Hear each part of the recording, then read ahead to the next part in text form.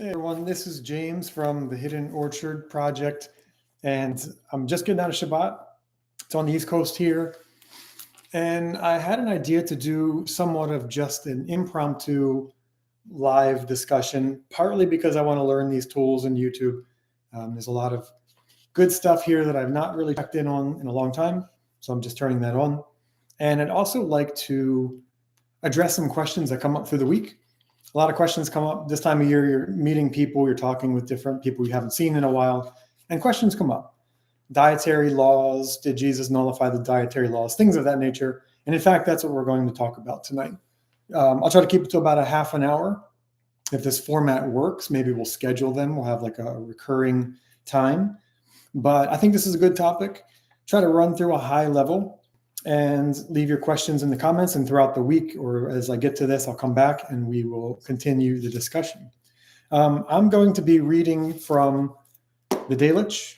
So the Delitzsch takes the Greek and puts it back into the Hebrew. I like it. It's a little bit jarring in terms of how you read it. It's not a very polished tradition, right? So the NIV and the ESV and such, they've been fine-tuned over time. The Delitzsch is sort of locked in, and it kind of makes you pay attention a little bit more to what you're reading, because the phrasing is a little different, right? Before I get started, a lot of people who connect on the YouTube channel or maybe the podcast, I don't always do a good job of explaining that there is a website. So visit thehiddenorchard.com. That's where all the content goes. I put some on the podcast. I put different things on the YouTube channel, but everything eventually lands on the website. And if you subscribe, then you'll be in the know for teaching events. We're about to have, probably in the next, call it month or so, another live study, and we do these. So we're about due for that. So sign up, thehiddenorchard.com, sign up for free, or you can get the full access. Either way, you'll get notified of teaching events. All right, so the question asked that we're looking at is, did Jesus nullify the biblical dietary commandments? I've taught on this in group settings, and there might even be a video out there. I've written on it, but let's just go through it. I'm going to start with Mark 7. We're keeping this short.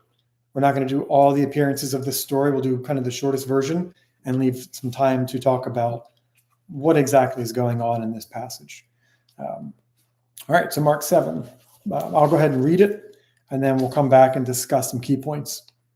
Now the Pharisees and men from the scholars who had come from Jerusalem assembled to him.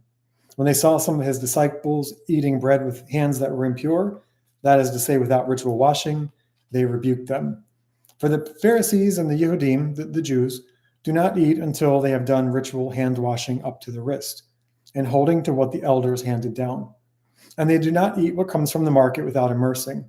And there are other things they have received to observe, such as immersing cups, pitchers, kettles, and beds. The Pharisees and scholars asked him, "Why are your disciples not behaving according to the tradition of the elders? For they are eating bread without ritual hand washing." He answered them and he said, "Isaiah prophesied well about you hypocrites. It's written, 'This people honors me with their lips, but with their hearts they are distant from me. Their fear of me is empty. They teach commandments of men. For you have abandoned the commandments of God in order to hold to the tradition of sons of men, immersions and of pitchers and cups and many such things you do." He said to them, "How nice that you have nullified the mitzvah of God or the commandments of God in order to observe your tradition. For Moses said, 'Honor your father and mother, and he who curses his father or mother shall surely die.' But you say, if a man says to his father or mother, 'Korban,' which is a gift from God, 'is anything you would receive as my beneficiary,' you do not allow him to do anything further for his father or mother. So you violate the word of God through the traditions that you received. And you do many other such things like this." Then he called to the people and he said, "Listen to me, all of you, and understand. There's nothing outside of a person that can contaminate him by going into him. Rather, the things coming out from him contaminate the person. Whoever has ears to hear, let him hear." As he returned home from the crowd, his disciples asked him about the matter of the parable. He said to them, "Are you lacking discernment? Do you not comprehend? For whatever comes from within a person from outside of him, whatever comes within a person from outside of him does not contaminate him. For it does not come into his heart, but rather into his stomach, and it goes out to the latrine, which cleanses all that is eaten. And he said, what comes out from the person is what contaminates the person, because from within that person, from his heart, come evil thoughts, adultery, sexual immorality, murder, stealing, love of profit, wickedness, fraud, gluttony, evil eye, blasphemy, insolence, and folly. And all these evil things are from within the person, and they come out and contaminate him. So it's really interesting. We're seeing a tradition, right? We're seeing a physical tradition of hand washing leads into a discussion of moral and ethical behavior, which is a little weird if you're looking at this from a Western idea, but in the rabbinic tradition, this happens all the time. I've even put some videos out recently of the book of John in particular. I think it records stories, or it might even create stories in like a midrashic sense. A midrash is sort of an allegorical, if you will, like a rabbinic allegory. It does it so that a moral lesson can be taught in the end. And to me, that means that the texts are not exactly 100% a play-by-play of what happened in the world. Why? Because that's how the rabbinic writings work. They tell about a story with the goal of teeing up a kind of midrash, right? About what the reader can take from this text. It's a common tool, and if you're familiar with what midrash is, this has all the signs of that. So immediately, though, we see he's in the Galilee, people who are connected to the Yehudim. This is one of those passages. We've talked about this in the past. Whenever you see the word Jews, it may not necessarily mean Jews, the people, the ethnicity. Yehudim, the word, is actually very broadly used. The context dictates who we're talking about. And in this case, because they're from Jerusalem, we can assume that, yes, very true. Midrash is a very different way to tell a story. Western minds struggle with it. Yeah, very good. We can tell that these people are from Judea, and not all of them are from the tribe of Judah. It would be like DC. Like my friend works in DC. Not everyone who works in DC is a politician. Some are in Congress, but there's tons of support staff from all over the place, all over the world, really, who are in that location because that's where the epicenter of leadership is happening, right? So the Yehudim, in this case, they are people of the nation of Israel. We don't necessarily know who they are, but what they're not saying is all Jews, all tribes, this whole entire ethnic group, right? A lot of times that leap is made in this text. So all that to say, look at the context of the word Yehudim. That matters in a moment. We'll look at why. So they rebuke him instantly because they see his students are not washing their hands when they're eating bread. Now, a lot of this argument comes down to what the practices were in the temple. So Leviticus lays out a lot of the immersion practices. And there was a lot that they had to add over time because new circumstances arose. And the question became, okay, if the priests do that for holiness, should we do some of that as well? All right, bread is an item of holiness. It's an artifact of the temple. The showbread makes bread a higher level. We say a special blessing over bread, and it actually takes precedence almost always over other foods, with certain exceptions. But bread is a very high level temple-related item, so there's a washing and immersion for that. I'll get to that in a second. But what you're seeing are these practices at this time before the codification of Jewish law. You're seeing these practices start to make their way into the general populace. And specifically in the Talmud, you can see these discussions between the school of Shammai and the school of Hillel. They have different customs of when to wash your hands. I did a teaching on this as well. Shammai washes their hands earlier in the process leading up to eating, and Hillel seems to wash their hands later. So if two people sit down at the table and one has washed already and the other has not washed yet, it looks like one group hasn't washed at all, if you didn't see that happen. So sometimes the rabbinic tradition, to avoid this argument, at times, and you can find this in Tractate Yoma and the Talmud, make sure people see that you're washing your hands, right? That you have cleaned yourself, just so there's no argument and there's no doubt, right? You don't have to make a big deal of it, but you want to make sure people are aware, because prior to this codification of law, you had these different customs. Now, they may have washed their hands. They may have. It just wasn't at the time that this other group of Pharisees had. Okay, so they sit down and they apparently haven't washed their hands. Now, verse 7, verse 3, a lot of Bibles have removed this in the English translation. And this one says, for the Pharisees and the Yehudim, the Jews, the Judeans, do not eat until they have done ritual hand washing up to the wrist and holding to what the elders handed down. Now, that's important because that is a very ancient practice. We see the washing vessels from Qumran. So before the turn of that millennia, we can tell we still have those vessels in Israel. If you go, you can see them on display. Where they're in every hotel, they're in Orthodox communities and restaurants, even in the U.S. And washing up to the wrist is part of Netilat Yadim. We do it every day. We do it. There's a special washing for bread, and there's a washing for when you've slept and you're waking up in the morning, and just general purity. This, you wash after using the bathroom as well. So this verse that they leave out, verse 3, it's actually very telling. It tells us exactly what we're dealing with if you're familiar with those traditions.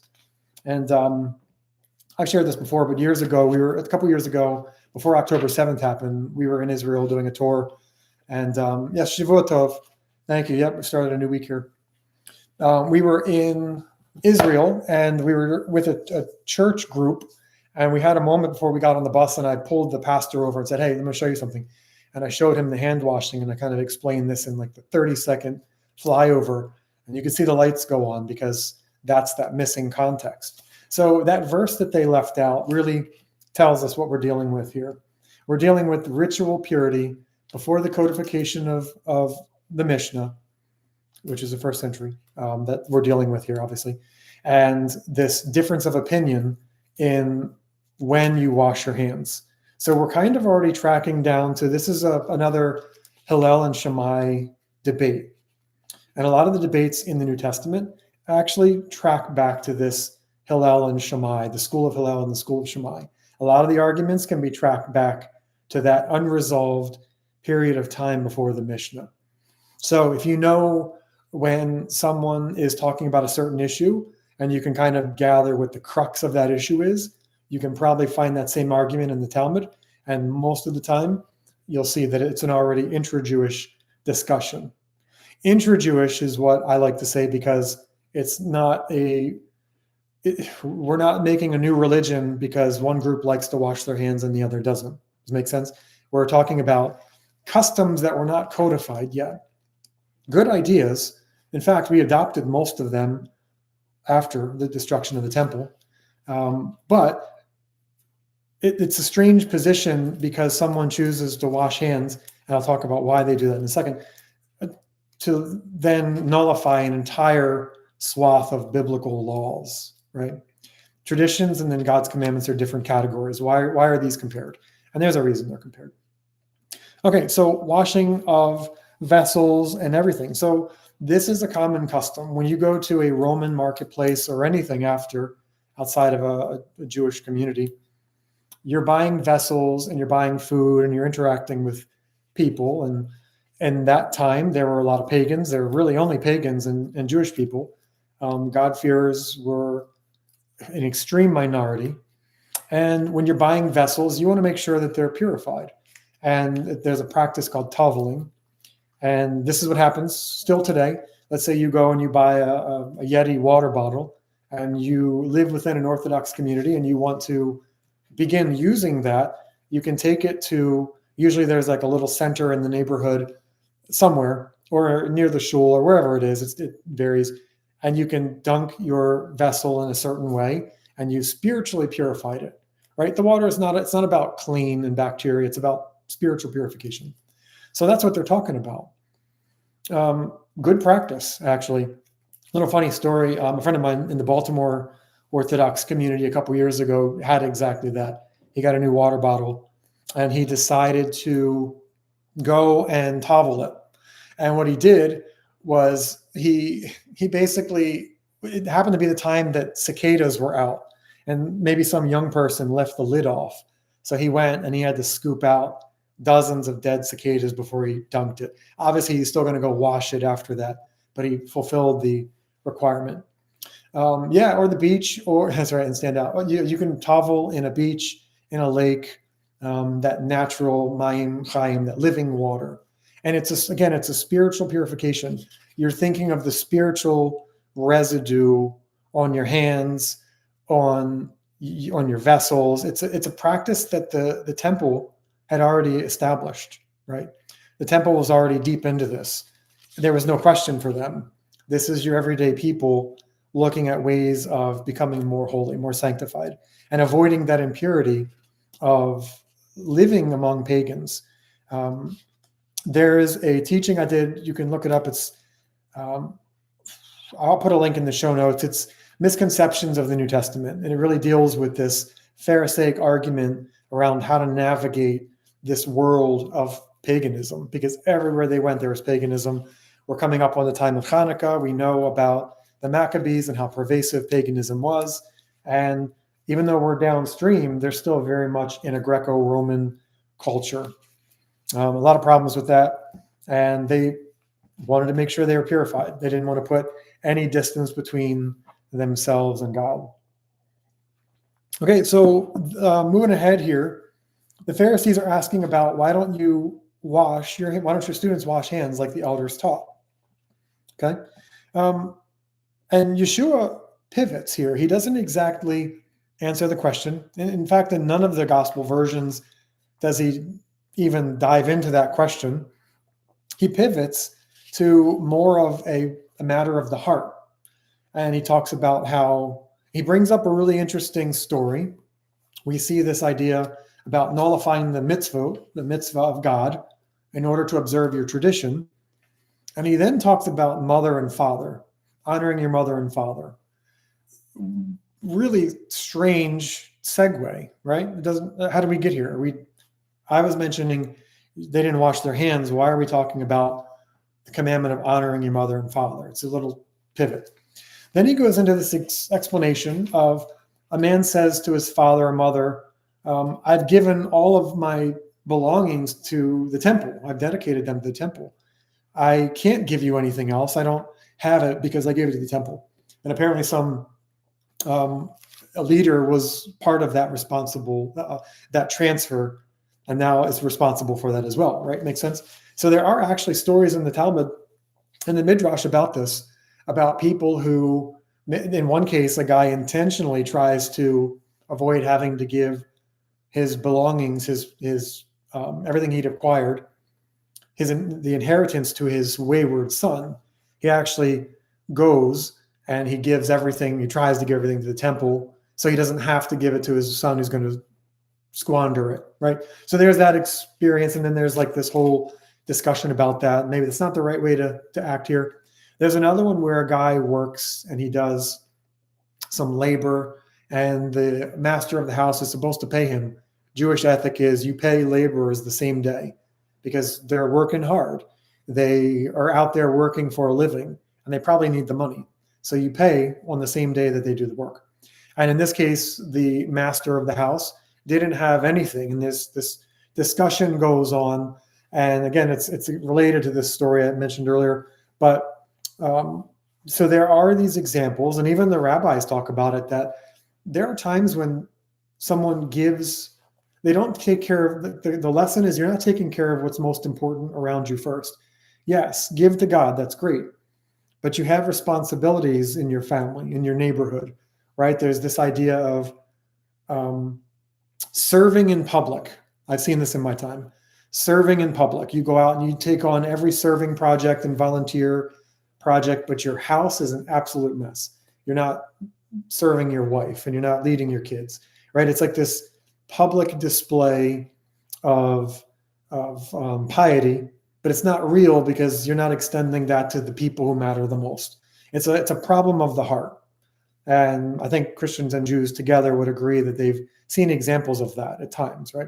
That's what he's pivoting to. Again, we're down the road we're down the road from this hand washing and we're into like this entirely new category. So the question is, do you think he washed and his disciples didn't? Yeah, it's interesting. As I look at this, I think that two things. Number one, they probably did wash. They probably were immersed. Or maybe some of his disciples didn't, right? They could have had different customs. They could have been ascribing to different traditions, or I don't know. I mean, hand washing was kind of on and off, depending on which tradition at this particular time. Hand washing seems to have come and gone, and then it came back again. So it's really hard to know. It's interesting that they sidestep the whole discussion. If Yeshua was against hand washing, which would be kind of a weird position, if he's against hand washing, that would be the time to say it. Again, for me, it takes us down the road of, I think there's a midrash here that he's pointing to, but it's always a good question. Like, which tradition did they live by, right? Did they wash hands according to the school of Hillel or not at all, right? These are the questions. We just don't know. At the end of the day, we don't know. So we pivot, though. We're here at this honoring your mother and father. Okay, I don't know how we got here, but that's interesting. So we're building towards kind of a Musar, kind of a Hasidic Musar teaching. He mentions here that what comes into a person doesn't impurify him. Now, there's maybe this is a discussion for another time, the difference between clean and unclean and pure and impure. The Hebrew, like, impure is anything that needs to be purified. In the case of, let's say, for the temple, it needs to be purified, right? Clean and unclean really just comes down to animals. So it's a really weird, the English translation wrecks our ability to read it from the plain translation without going back into what the words mean. Because clean and impure technically are different categories in terms of how the Bible translates, right? Impure is tuma, and clean and unclean comes down to like kosher and treif, like these kind of, it's a different category. So anyway, he's setting up this idea. He handles the physical, and he pivots to now what comes from within a person is what impurifies them. Now, being impure is way more damaging than right? Being impure is actually a problem. Being impure separates you from God. It creates a division on a Kabbalistic level. It creates a barrier between you and the Creator. And the more you engage in activities that are impure, the thicker that barrier gets. And then we get into later the idea of the klippah. And when you're in that position, you need to remedy that, or it can just continue to get out of control. But he's leading down that path now. It's what comes from within a person that takes us down this road of impurity. And in verse 20 and onward to 23, he mentions things like evil thoughts, right? So people say, oh, are thoughts sinful? Yeah, well, evil thoughts can actually create spiritual impurity. In some cases, the sages in the Talmud would say that the evil thoughts are worse than the physical transgressions. Thoughts of transgressions can be worse than physical transgressions. And we see that teaching as well. Yeshua says a person has already committed adultery in his mind, right? He's laying out kind of a Hasidic Musar ethic that evil thoughts are damaging. They can create spiritual impurity. But again, so look at the categories we're talking about. Evil thoughts, adultery, sexual immorality, murder, stealing, love of profit, wickedness, fraud, gluttony, evil eye, blasphemy, insolence, and folly. He's telling them that these are the things, hand washing, no hand washing. Look at what's going to cause the most damage to you spiritually. And if you're doing these things, then maybe you need to work on them first. That's my take of what he's saying here. You need to make sure that you're looking holistically across the board at how you're living. Washing your hands, but committing adultery, having evil thoughts, and evil eye, jealousy, and and blaspheming. If you're doing those things, but you're washing your hands, you're not taking care of the biggest spiritual problems in your life. And we see that, right? We see people who live a very public spiritual life, but behind the scenes, something's not right. And sometimes you can sense that, or sometimes in time it catches up. We have to make sure we're focusing inside and out. This is interesting to me, though, because the question here, and I don't have it in this version, in some of the versions, I think it's Matthew for sure. There's the question of, so verse 19,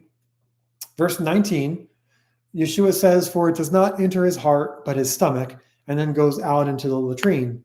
And then there's this parenthetical statement, this means all food are clean.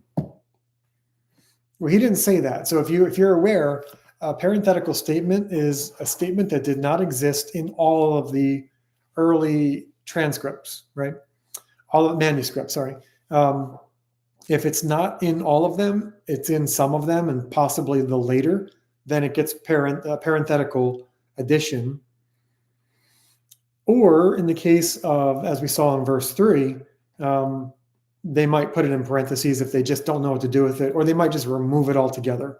A lot of that has something to do with this.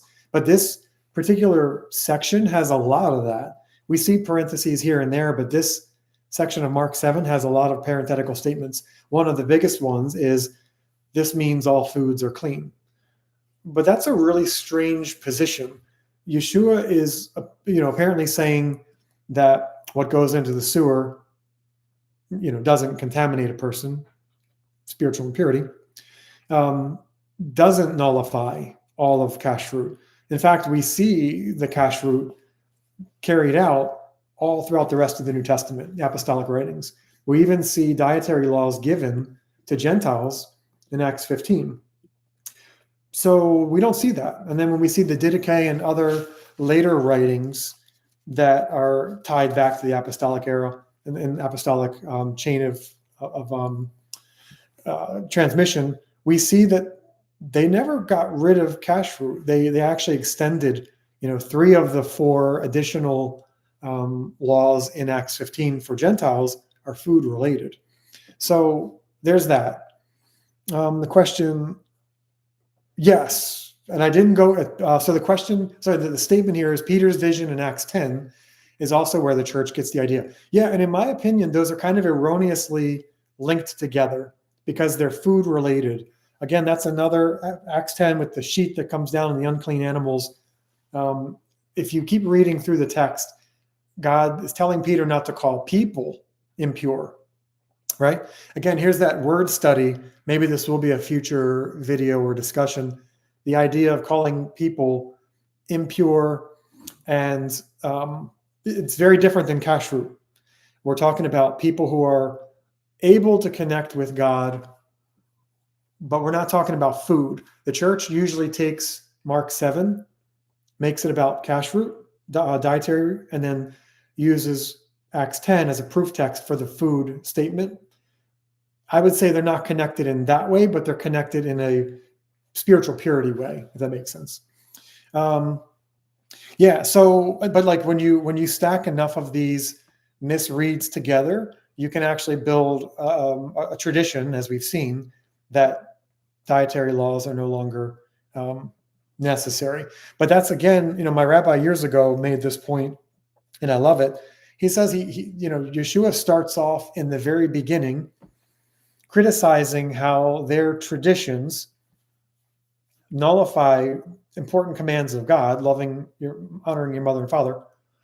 And then a couple sentences later, he wipes clean an entire category of dietary laws from God. It would obviously be the end of the discussion. It would be such an obvious break in the logic. Pharisees and scribes would have had a field day with that, in that contradiction. And I know some people who said, he can do whatever he wants. Well, okay. Nevertheless, I do think that we're seeing here, it's not about food. What I think he's teaching is, and I've seen this in Hasidic teachings, make sure you have the basics covered before you go off and start worrying about the next level. And I'll end it on this. This is a good place to stop because I think we're coming up on about 30 minutes. Yeah, it's about 30 minutes exactly. I'll try to go from memory here as a story, a Hasidic story. Call it the Baal Shem Tov. He's taking his students and they go across town and they go to this community and they go to this house to stop for the night. And they're sitting down. This person took them in their house, was very kind, and said, "Oh, I have just enough food for everybody. I think I can make this work." And the Baal Shem Tov is very thankful, and he says, "Amazing. Thank you for your hospitality. This is so kind of you. We're very grateful." Well, then his students start launching into, where's the meat from? Is it glatt kosher? How was it slaughtered right? Can we meet the person who slaughtered the meat? I want to make sure that they're kosher, right? And they're asking all these questions above and beyond what was reasonable. And a voice in the back of the room speaks up and says, "My young Hasidim, if only you worried about what came out of your mouth as much as you worry about what goes in your mouth." And it's exactly the same teaching. It's this idea that, great, ask the questions, ask of that higher level when the time is right. Navigate those things however you need to when the time is right. But when someone is showing hospitality or when the time isn't right, it's not the time to take it to that level of expectation and cause strife with people. It's a Musar ethic, right? Many stories of this type exist where these are good questions. Spiritual purity is always a thing to watch out for. But how are you treating the people around you, right? How are you making them feel? Are you being thankful? Are you showing gratitude? Or are you asking the questions at the wrong time, causing a person to feel bad about themselves, to feel lacking, right? And I think that's the teaching at the end here. I think it's an unfortunate read, but I think many people are coming back around. And the person I spoke to recently was in the ballpark of, I don't think that he nullified the biblical commands. That's what they said. Great. I think you're right. I think there's a lot more to this. But thank you for this. This is totally impromptu. Let me know in the comments if this would be a good thing to continue. And we'll continue to do this kind of unscripted, short 30 minutes. Hey, Mitch, see you in there. And of course, again, there's more on this. I've unpacked with citations on the website, The Hidden Orchard. But as always, I thank you all, and Shavua Tov. Have a good week.